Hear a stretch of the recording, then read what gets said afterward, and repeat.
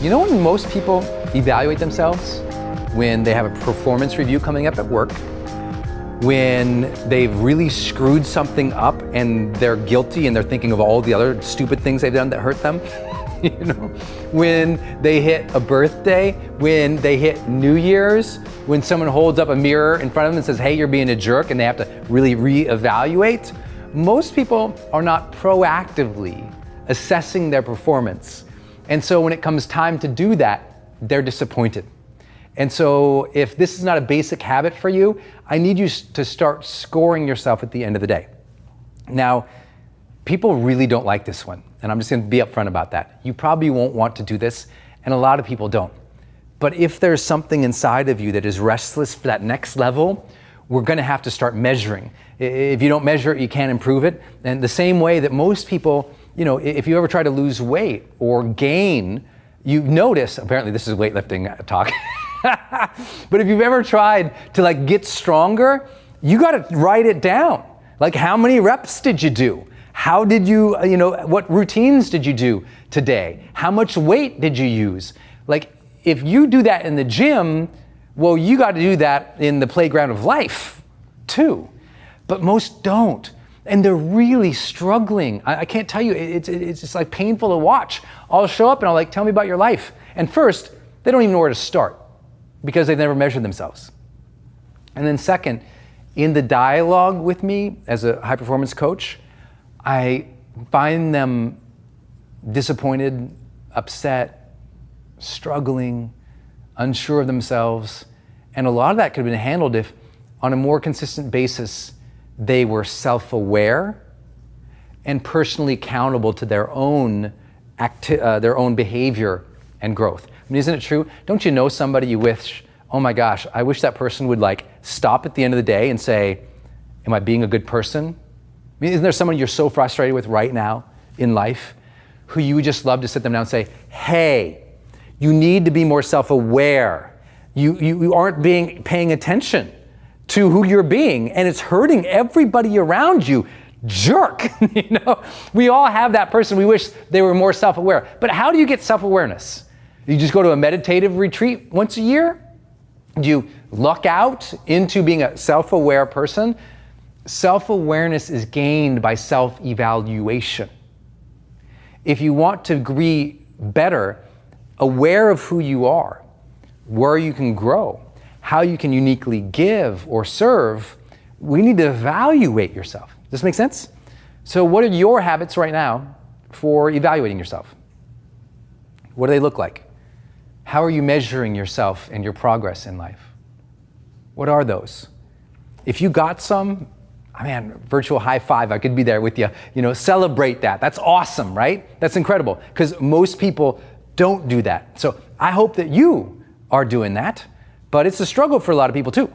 So here's a simple way that you can end your day scoring yourself along the lines of, again, what we're talking about here, productivity specifically. You might have other ways. You might score your personal values. You might score your energy. You might score how much influence you had with other people. I'm gonna give you some related to what we talked about, productivity, so we can get some quick wins and gains for you as we jump into more in-depth training. Here's what those are. I would like to ask yourself at the end of the day these specific statements, and then rate yourself. Low, 1 means you suck. Okay? 5 means you're awesome. You're doing a good job, okay? So let's walk through these. Number 1, I worked on things that mattered most today. I know that's basic, so I'll go fast here. Number 2, I progressed a major dream or goal today. Meaning, did you progress today? Number 3, I avoided distractions well today. Number 4, I set intentions before each major activity today. That's a huge one. Number 5, I fully engaged and enjoyed my efforts today, because high performers strive satisfied. They're engaged, and in that engagement, they find joy, and they find fulfillment, satisfaction, confidence. It's by engaging. So how did you do today? Did you enjoy your efforts or not? Now remember, low, 1, 1, 1, 1, high, 5, 5, 5. Where are you here? So every day, I sit myself down and I started scoring myself. This is probably about 7 years ago. And remember, 7 years ago, I was still then a certified high performance coach. 7 years ago, I was like, my career was just taking off. And what we want to believe is that people just kind of bumble into progress. People bumble into momentum. I'm telling you, high performers are more strategic and they're more self-evaluative. Now, many of them, this was a unconscious competence for them. They really didn't know that their self-talk was so oriented towards self-evaluation until I did some coaching and interviewing with them to discern that. But it turns out high performers, they're measuring stuff. Now, I just want to make it easier for you. So here's a simple tool. Just write those things down, then score yourself. Now, when you score yourself, at the end of the day, add your score up. So let's say your 3s all the way down. That'd be 3, 6, 9, 12, 15. Montana kid doing math. And it was right. Okay, 1, 2, 3, 4, 5. So let's say you're 15. So you add your score up, that'd be 15. Then multiply it by 4. 15 times 4 is 60. That will give you a score of 100%. Okay? Whatever your score is, keep seeking clarity each day, and you'll get better and better and better. Try to improve this each day. Look, there's going to be days you're a 2, other days you're a 5, but the goal is to ask yourself this. Like, I want you to do something, and if this sounds too basic, here's what I want you to do and add to your routine that maybe you already have. Maybe you end your day with journaling. Congratulations, not enough. Okay? Instead, what I want you to do is create your own scoring mechanism for the end of the day, whether it's taking a page out of my playbook here, or you're scoring yourself, right? If I ask you, how'd you do today? And you go, good, that's one level of self-evaluation. But if I say, how did you do today? And I give you a specific context. How did you do today in keeping to your own agenda? That you might say, good, or pretty well. But if I say, how did you do today in keeping to your own agenda on a scale of 1 to 10? 1, you sucked and got pulled into everybody else's agenda. You got totally distracted. You didn't get anything done you wanted to. 10, you were superbly excellent today. You stayed on point. It's a different quality, isn't it? When you got to rate yourself and you're like, I was a 6. And then my next question to you goes, well, why were you a 6 versus say a 10? Then you can go, oh, well, because I made these decisions, or I allowed that, or this person did this. Okay, great, okay. Well, what would it take to go from a 6 to a 10? Well, I would have had to have done this, or next time I would do this, right? As soon as you score yourself, you have an anchor or a benchmark from which to move yourself and a different level of self-evaluation. So what could you, I know I'm talking along about this, there's one reason. I'm trying to get you in your own unconscious mind right now to be generating a lot of ways you could score yourself. Because for me, there's 50 different things I score myself on at the end of the day. 50. Now, here's the thing. I don't let my low numbers bum me out. Because the truth is, you know what? Measuring myself across 50 things every day, it's not like I'm a robot. I'm like, it's not like I'm perfect in every one of those areas. But here's what happens. Let me tell you this. This is a huge insight, so please write this down. If you're not scoring yourself consistently, that's why you feel so out of balance. If you're not scoring yourself consistently, that's why you feel yourself so out of balance. It's why, one day you realize you've been working so hard, but you neglected the kids. Why? Did you neglect the kids because you're a bad person or a bad parent? No. It's because you didn't have the quality of your experience with them on a radar, on a dashboard, on a sheet at the end of each day or maybe each week. And so what happens is, life takes hold of us. We get caught in the stream of life and we're just kind of getting carried along. And then one day we wake up and we realize, wait, I've gone down 7 different, river channels that I didn't anticipate, right? And so the only way to keep us there is to evaluate. And I think if you can do that, things significantly shift. So I hope that you'll figure out what is your end of day scoring. I'm sure while I've been talking, you've been thinking of other things. You could score your energy. You could score how you treated your wife or your kids or your team. You could score how much you stayed focused. You could score how well you actually made sales, or how well you dealt with clients, or how well you built your business. I don't know what it is for you. But if you don't know what it is for you, and if you aren't scoring, I know the next level is right there for you. It's right there. So put this in play. This is going to be a conversation about overall life happiness, not just like in the moment, happiness. Because in the moment of happiness, we can all kind of get that. A bottle of wine, bag of chips. Maybe it's just me, but I think finding pleasure or joy or in the moment happiness, we can get there. We'll talk about that a little bit, but I want to talk about the big picture. How do we know what will give you enduring happiness? Happiness that you'll self-report throughout your lifespan that, yeah, I have a happy life. It's different than sometimes just in the moment happiness. It has to last longer. And so what psychologists have done is basically broken it up and said, people who are happy over the long term, they tend to look at their lives in very specific ways. And here's how they tend to do it. They tend to break up their life. They look at their past. They're happy with their past. They're happy with their present. And they're happy with where they're going. So they kind of break it up into time zones, right? Past, present, and future. And here's what we found in each of those areas. If you look at your past in this specific way, you'll be more happy. If you look at your present in this specific way, you'll be happier. And if you look at your future in this specific way, you'll be happier over the long term. So let's start with your past, okay? Most people who are unhappy over the quality of their life over the long term, it's because something in the past, they're really hung up on it. They consistently battle it, blame it, are angry about it, are bitter against it. And those who are happy, they don't have that negative emotional range about their entire past. It's not to say that there might not be some things in the past that you can't be unhappy about, or some things that happened that you were upset about, because you know what? It happened to all of us. But those who make it out and have a joyful life, here's what they tend to do. When they look to the past, the first thing they tend to do is accept it. They're like, the past is the past.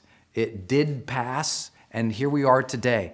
They don't make everything okay. They don't try to validate it. They don't try to say, well, that was supposed to happen. They just go, I got it. The past happened. I have to accept what happened because I can't change it now. I can change how I perceive it, but things happened. I'm going to accept that the past happened for some type of reason, or if anything, maybe I don't ascribe a higher reason to it, but I'm going to say, in general, I'm good with the past. It happened. Today's a new day. And they accept the reality that that time period, that situation, that person, that thing that they didn't like, it's not here anymore. So they can't keep living there. They have to accept that today is today. All of that is gone. Today, they can choose a different life, as we'll talk about. So they accept the past. But here's the thing, they go beyond just acceptance. And this is really important because I think people forget this all the time. It's not just about like accepting the past, okay, that's fine. No, happy people, they generate memories of fondness on a continual basis. They relive the past, not the negative things, but the positive memories. They think about it. Honey, you remember that one vacation we took? And they talk about it today. Hey, do you remember when you were a kid and that funny thing happened? And they relive the positive. Happy people have a sense of nostalgia about the positive things of the past. And they remember that, and their connection to that is more than towards the negative things. And so here's a question to see if you're happy. With your family, with your friends, those around you, are you often reliving positive memories? They tell positive, nostalgic stories about the past without apology. They're not living there. They're not trying to go back and relive the glory days. They're just honoring and appreciating that those days even happened for them. They have a deep sense of fondness and, yes, gratitude to the beautiful moments and memories and people and experiences they got to have. And so I know that might sound almost too easy to say because, maybe in the past you went through some traumatic stuff. Some very difficult moments happened. But by and large, if you can finally get to a point where today you go, okay, I don't have to be cool with everything that happened, but I accept the past. I'm cool. It's over. I am cool today. And I like these little moments. And I'm going to choose to focus and remember those and bring them up to people. Talk about those things. Then I'll feel better about the past. And if you feel better about the past, you have a more solid foundation and a much easier time finding happiness today. Today, if you want to feel happy today, there's two things we know without question will get you to higher levels of happiness. Number one, connection. Connection. That is you deciding to connect to the moment. That means being present and connecting to other people. You know, they've done a lot of those end-of-life studies to see what makes people happy. And you see over and over and over again, it's the quality of their relationships. And so if you want to be happy today, put more emotional connection into your relationships. And I say that not philosophically, I mean like have that intention. Like I'm gonna put good energy into this relationship today. I'm gonna put good energy into my kid today. Even if they were a jerk yesterday, I accept it, kind of cute. Today, I'm gonna just put good energy, good vibes into this relationship today, because if I do that, I'll feel better. If you're doing work and you don't even like the work, but at least you'll engage with it, you'll connect to the work, like you'll force yourself to be there, be present, be in it, you'll feel happier. The second thing today that you can do is so easy, is increase your appreciation. Almost in every psychological study ever done, those who had more gratitude reported greater happiness. The way that you get gratitude is you appreciate things. So let's just jump right to that. Start appreciating things better. Appreciate your house today. You know, appreciate that maybe you got a car. Appreciate that you had somebody in the house with you today who loved you, or appreciate the fact that you have opportunities that all around the world people would just beg for, that billions of people don't have the opportunities that you do. I know we're all in a big rush. I'm guilty sometimes too of going through things as fast as I can because I got one thing, I got to go on another thing. But you know what? I found I'm most unhappy in life when that's what I'm doing. I'm just going on one thing to the next thing, to the next thing, to the next thing, and the next thing, and not feeling what I'm doing. Not really connecting it and not appreciating it. Like I'm right now, I shared with you earlier as I'm filming this course, I'm writing a book. And there's days when I'm miserable about the book. And those days I'm miserable about the book are those days that I forget to connect with the material, and worse, I forget to appreciate the fact that I have the blessing to get to work on a book. I forget to appreciate how far I've come as a writer. I forget to appreciate the time that my team has set up to protect my ability to write. I forget to appreciate that God has given me a voice and I get to share that. And so I share with you that the most important thing you can do today, like stop thinking that stuff will give you happiness. Stop thinking that you'll achieve something today that will give you happiness. The only thing that's going to give you happiness today, connection and appreciation. So connect to the moment. Connect to other people by putting positive energy. Remember, bring the joy, and then appreciate the little things, all the little goofy things throughout the day. Appreciate the opportunities that you have. You'll start to feel much happier, I promise you. Those are easy, quick wins in the moment. And then what we know for people who have the highest ranking of happiness, they look to the future in a unique way. And there's two elements there that they're usually looking towards. One, they're enthusiastic about something in the future. They're not optimistic. Optimistic would mean, you know, I believe stuff in general from today will turn out well. I believe that tomorrow is going to be good. Happy people are enthusiastic about something specific tomorrow or in the future. Very specific. They're enthusiastic about getting to do that project or complete that project. They're enthusiastic about that wedding coming up. They're enthusiastic about that thing gonna come out. There's something they look for. It's very specific. It's not a general optimism, though that also has been shown very, very high in correlation to happiness. One of the highest rankings, being optimistic, thinking things will turn out well. But really happy people, when they talk about the future, there's something specific they're excited about. So I ask you, what could you be excited about for tomorrow? What's hanging out there that you haven't allowed yourself to believe in and get stirred up about? Because, you know, we're so scared of being disappointed that we destroy our happiness We say, I don't want to get enthusiastic because it might not go well. And so we cage ourselves into an unsatisfying life. If you want to be happy again, you have to open yourself again to the idea that things can be great. You got to open yourself again to that hope, that optimism. You got to open up yourself again to the possibility, yeah, you might be disappointed. But here's the thing, I always tell people, what would you rather experience?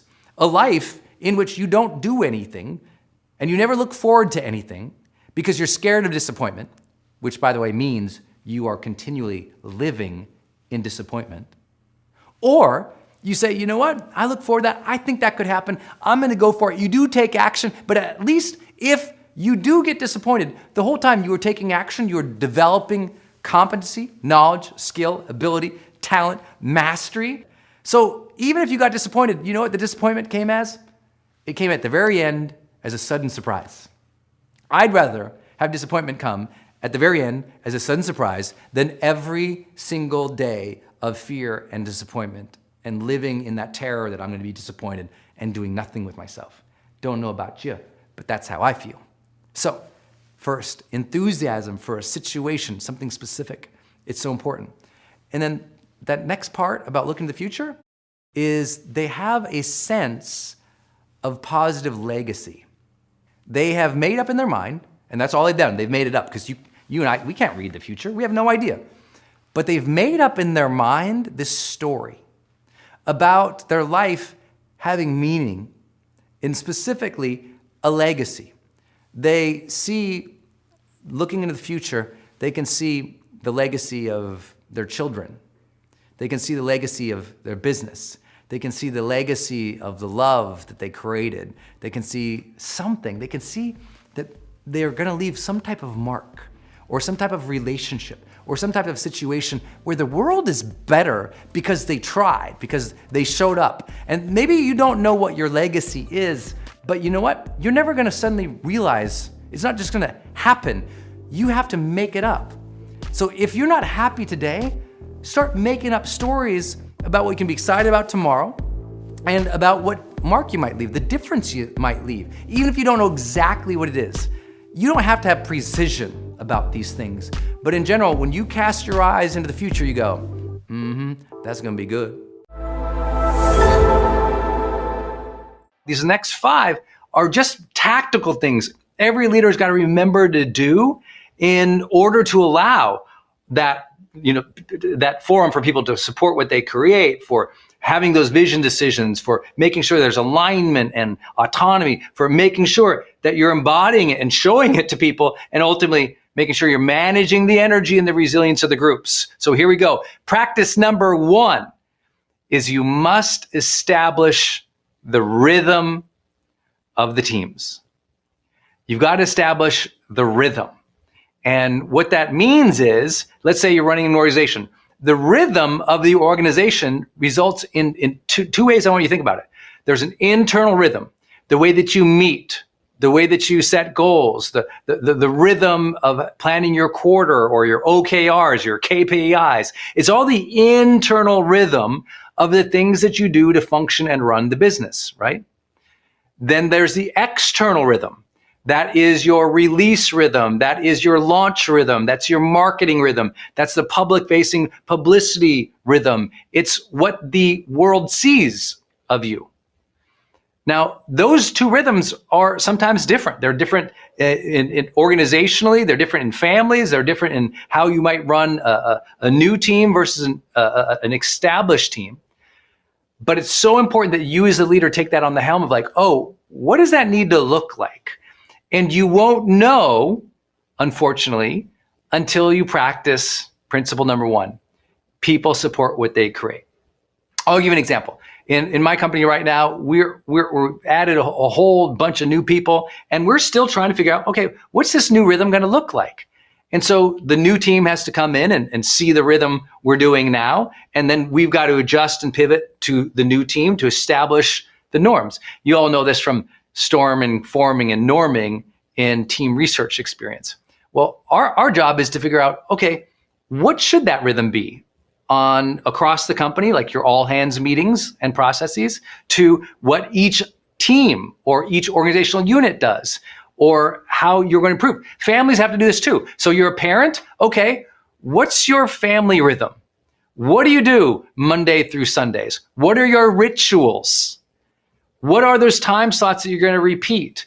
You might have a rhythm that you have with your partner or spouse. You go out to date nights on Fridays, right? Or you might have a rhythm that you have with this child versus that child in order to create that connection with them. Everything has to be thought of in terms of a rhythm or a ritual or a patterned calendar slot in order for everyone to feel like, oh, we're moving in unison here. When leaders don't establish or work to establish with their teams or their culture or their families what the rhythm is going to be, everything feels random all the time. Everything feels like we're fighting fires, fighting. It always feels like we're fighting fires, we're in emergency mode, and we're going to burn out. And so I see this all the time, and it's the hardest part because you as a leader often don't know what the rhythm needs to be yet. It has to happen in motion, which is why it's so important to be a good listener. So many leaders come into new companies, and when they come into new companies, I recently, I think it was 2 quarters ago, helped a CEO transition into a company where they had 12,000 employees. And I got brought in by the board because he was in trouble. And so I got brought in, his 360 evaluations from the whole team. He'd only been there like 6 months. Everyone hated the guy. And I couldn't, it took a while to figure out. Very likable, emotionally intelligent, fun, smart business person. And I'm like, what is going on? And what I found out was when he came into the company, he said, well, this has to be our rhythm. Here's our quarterly goals. This is our yearly goals. This is how we meet, and just imposed a rhythm on an existing team. They weren't ready for that. And so it was like a revolt. And for them, they got used to doing something. This whole thing changed everything. It was too fast. And if you're an organizational leader, you know that. That's super hard. It always happens. Every company goes through it. Transitions in leadership are always difficult, always challenging. But your job is to be aware of that. And your job, if you're the person who has that vision decision, you have to work really hard to establish that normal rhythm, normal meeting cadence, normal way about trying to achieve a goal, normal way of managing a project, normal way of meeting a quarterly, stretch. You have to establish that, and you're probably going to need help with it. This is a great distinction between where leadership and management diverge. Leaders work with managers to establish that. People support what they create, to establish that rhythm. And often the leader doesn't actually manage the rhythm. They help set it up, they agree to it, they go. And then there's project managers, there's mid-level managers, there's other people who are going to make sure that that rhythm happens. Right? Same thing might happen in your family. You might say, okay, we're all going to do this, but you might not be the person who always makes that thing happen. You might have some support. You might have an assistant. You might assign the rhythm of the kids to the older kid, right? That there's an assignment happening there, but you need to be aware of it and ensure that rhythm is happening with great energy. The second big idea is that in that rhythm, your job as a leader is to consistently repeat, what is the vision? What are our beliefs? What should we focus on and not focus on? It's a repetition. What's the vision? What do we believe here? What are we working on? What are we not working on? What's the vision here? What do we do together here? What do we believe? What do we work on? What do we not? It's, I often teach my own teams, I call this like fighting for focus. It's like the leader's job is to say the same thing so many times it finally sinks in. And you hope when you're leading teams that they get it. It takes years to get it. You can say the same thing. And I've had the blessing of working with US presidents, 2 of them now. And one of the common things that they always share, and you can read this in their books too, from presidential candidates and presidents literally, 200 years back. They all say the same thing. They're so surprised by how often that they have to say the same thing. They can't believe that they have to go from this organization, that organization, this team, that they have to say the same thing over and over. They have to repeat it. Here's our values. Here's our vision. Here's what we're after. Here's what we're focused on. It has to be so repetitive. You have to build that. People need to hear things how many times before they get it? Not 7, dozens, right? They have to hear it 7 times to understand it, or to repeat it, or to memorize it. To operationalize it over the long term, now you're talking about hundreds of times. That's the difference between understanding and memorization and operationalizing. That's why too many leaders get in trouble. They think, I already said it. It's like, you did. You said it. They understood it, but they didn't operationalize it. So high levels of repetition are the most important things. What are we about here? What do we believe? What are we going to do and not do? So hard, so hard, so hard. Very important that you have that on top of mind. Third major practice for great leadership. I try to teach my own internal teams this, that you have to ensure mindful striving as a leader. What that means is you've got to know when to hit the gas and when to slow it down. You've got to know when to take on the project and when not. All not in terms of how to achieve it, because management can do that, but how to achieve it with harmony and sanity and avoiding burnout. And everyone struggles with this because you know what? If you're a leader, you probably have a bunch of high performers. You have great talent, right? And if you're really a high achieving leader, you've got amazing talent all around you. And everyone wants to go 99.99 miles an hour all the time. But every race you've ever seen on a track, the cars have pit stops. The car's got to take the pit stop in order to function at a high level over and over. So you got to build in the pit stops. You got to build in the celebrations. You got to say, not now, this one thing. I know you want to do that, but let's do this. And that always takes a lot of discussion and conversation, but you hold the heart of the organization. You have to know when you're pushing too hard.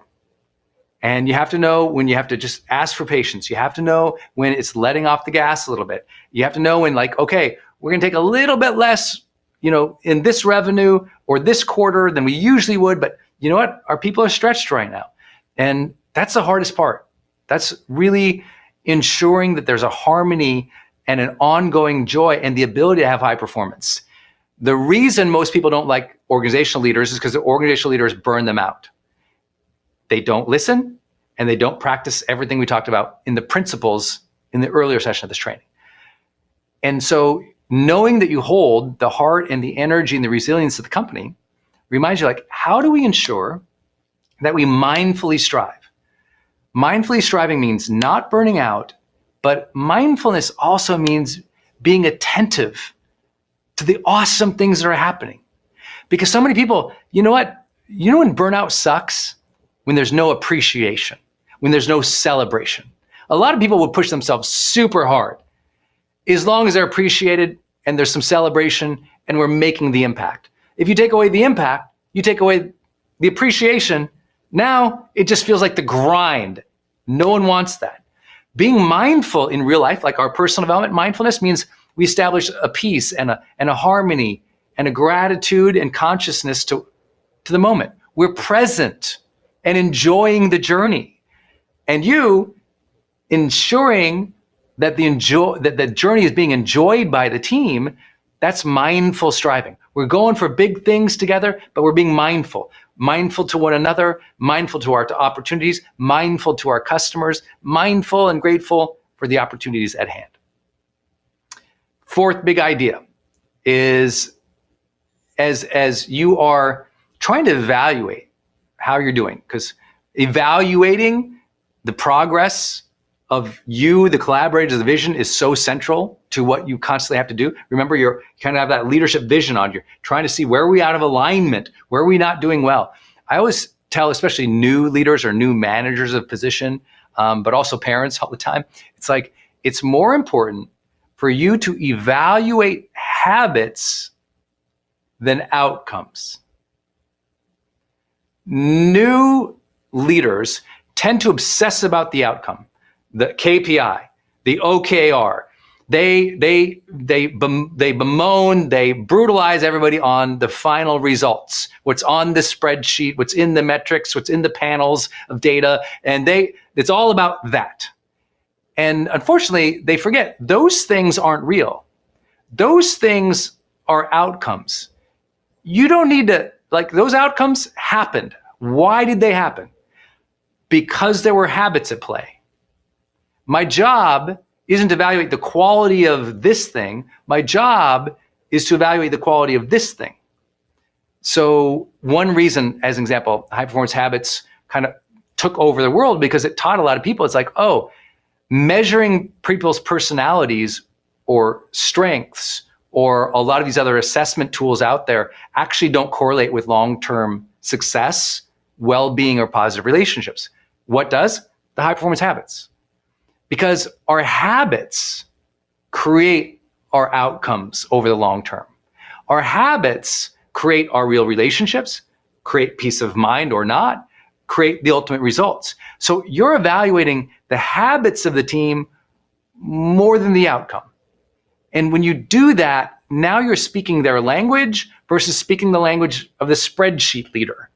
And no one wants to work for the spreadsheet leader. They want to work with the person who has the heart and soul, who can talk about behavior and behavior change and patterns. And what patterns do you need to recognize? The habits of your team, the habits of your consumers, the habits of your kids, the habits of your spouse, the habits of your community, of your church. It's all about what are our collective habits? Because if we improve those, the panels, the outcomes, the KPIs, and the OKRs get better. But if you start with those and you get obsessed about those and you're trying to manage and lead people to those, they get frustrated, bored, detached. It's not inspiring. What's inspiring is how do we summon the best of who we are together? That's inspiring. That's motivating. That's leadership. Last big idea here today with you all is it's simple practice. And I tease this out from the conversation about mindful striving, but because I think it's so important. And that is, you have to teach the teams, teach the people who are leading, teach the people who you're impacting. You have to teach everybody the importance of recognizing our oneness and sharing love along the journey. That is, we are in this together, and I appreciate you, and I want to celebrate you. I want to make you the hero. I want to elevate other people. It's the sharing of love on the journey is so important that people forget about. It's the heart and the soul of leadership. It's like very few people understand that leadership is just a format, a function of loving other people. Because you'll never last as a leader unless you genuinely like people. If you don't love other people, if you don't love elevating them, if you don't love listening to them, if you don't love celebrating their wins, if you don't love working hard together to make something happen, you'll never last. Please don't elevate yourself to a leadership position. If you dislike people, we don't need more jerk leaders. What we need is people who are operating from their heart and who love to celebrate other people. And why they love to celebrate other people? Because they recognize the oneness. They recognize the humanity. I'm like you, you're like me. We can, even though we might see things differently, be from different places, have completely different socioeconomic realities. Here we are together. We've decided to pursue this vision together. We have that vision. We've made the decision. We're all in. We're going to do it together. And as we do it together, if I can ensure that you love the process, that you feel cared for, that you feel celebrated when you win, that we are winning together, that's sharing the love, man. That's sharing the love. Your customers, when you make your customers feel loved, cherished, served, you make them the heroes, that's where word of mouth comes from. That's where the community builds. We have to realize it's about sharing the love. It's just about sharing the love. And you got to find your way of doing that in your rhythm, in how you talk about others with their habits, in how you mindfully strive together, in how you practice all the principles that we talked about today. This is leadership. It's loving what we are doing together. It's caring for one another. They're not your followers, they're your collaborators, your co-creators. That's why I love leadership.